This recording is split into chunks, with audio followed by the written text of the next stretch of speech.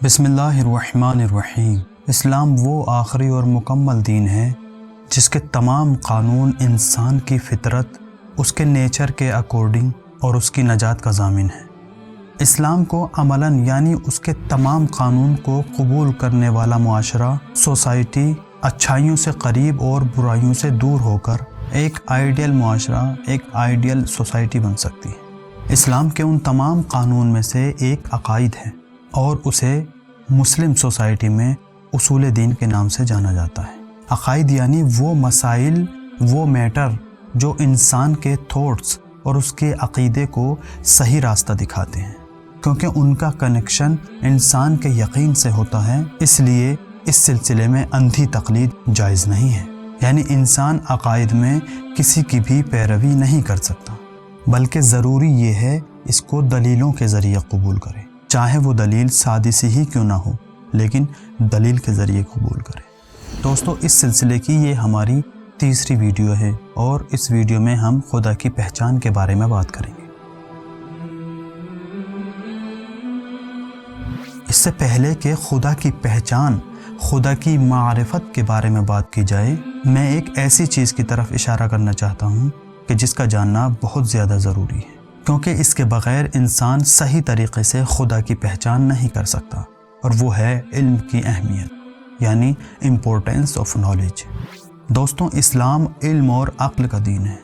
मुसलमानों से दिलचस्पी के साथ इल्म हासिल करने को चाहता है, और इल्म हासिल करना सभी लोगों पर वाजिब और लाजिम जानता है।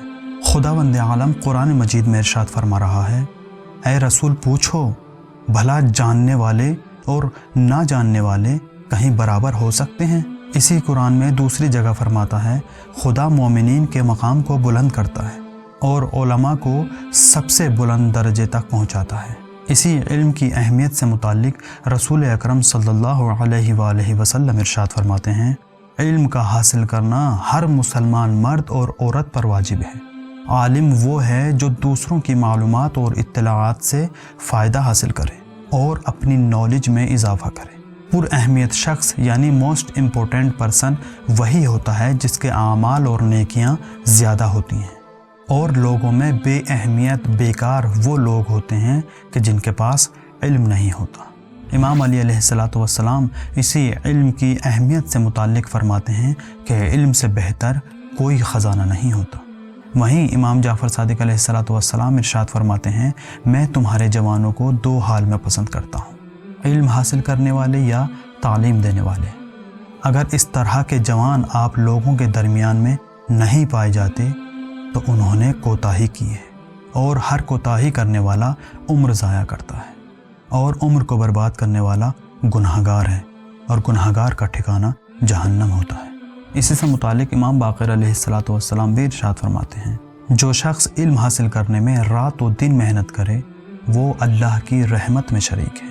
पैगंबर अकरम सल्लल्लाहु अलैहि वसल्लम इरशाद फरमाते हैं, ए अबू ज़र, इल्मी गुफ्तगू में 1 घंटा रहना अल्लाह के नज़दीक 1000 रातों की इबादतों से अफजल है, जिसकी हर रात में 1000 रकत नमाज पढ़ी गई हो।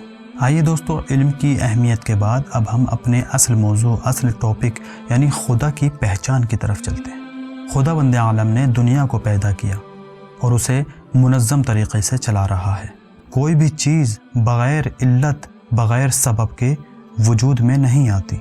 मिसाल के तौर पर अगर हम किसी नए घर को देखें तो हमें ये यकीन होगा कि कोई ना कोई इसका बनाने वाला कारीगर या इस घर का नक्शा खींचने वाला इंजीनियर ज़रूर होगा, यानी ये घर उन्हीं अफराद की ज़हमतों का नतीजा है। कभी भी किसी के ख़याल में नहीं आ सकता कि ये घर खुद ब खुद तैयार हो गया होगा। कोई भी चीज़ खुद ब खुद वजूद में नहीं आती, उसका कोई ना कोई सबब और इल्लत ज़रूर होती है। अगर हम टेबल पर सफ़ेद कागज़ और कलम रख कर चले जाएं और वापस आकर देखें कि उस पर लिखा हुआ है, तो हमें ये यकीन हो जाएगा कि यहाँ पर हमारे जाने के बाद कोई आया था और इस पर लिख कर चला गया। लेकिन अगर हमसे कोई ये कहे कि इस कागज़ पर इस कलम ने खुद ब खुद लिखा है, तो हम इस बात पर कभी भी यकीन नहीं कर सकते। इसके अलावा अगर हम किसी मकाम पर खूबसूरत तस्वीर किसी बेहतरीन पार्क में बनी हुई देखें जो सबका दिल अपनी तरफ लुभा रही हो, तो क्या ये हमारे जहन में आएगा کہ یہ تصویر جو سب کا دل اپنی طرف لبھا رہی ہے خود بخود بن گئی ہوگی؟ اسی طرح کی بہت ساری مثالیں یہ بیان کرتی ہیں، کوئی بھی چیز بغیر علت اور سبب کے وجود میں نہیں آتی۔ ایک اور مثال اس بات کو واضح کرنے کے لیے کہ ہم گاڑی میں سفر کر رہے ہوں اور گاڑی چلتے چلتے اچانک خراب ہو جائے، ڈرائیور کو یہ معلوم ہو جاتا ہے کہ کوئی نہ کوئی وجہ، کوئی نہ کوئی علت ضرور آئی ہے کہ جس کی وجہ سے گاڑی رک گئی ہے، اور وہ اترنے کے بعد تمام تر کوششیں اس میں کرنے لگتا ہے تاکہ گاڑی صحیح ہو جائے۔ لیکن ہم اس کے پاس جا کر اس بات کو کہنے لگیں بھائی یہ گاڑی خود بخود صحیح ہو کر چلنے لگے گی۔ آپ کو اچھی طرح سے معلوم ہے کہ کسی بھی چیز کا وجود بغیر علت اور سبب کے نہیں ہوتا، اور اس علت اور سبب کی ہر کسی کو تلاش ہوتی ہے۔ ان ساری مثالوں کو مد نظر رکھتے ہوئے میں آپ سے سوال کرنا چاہتا ہوں، اتنی بڑی دنیا بغیر کسی پیدا کرنے والے کے بن سکتی ہے؟ ہرگز ایسا نہیں ہے۔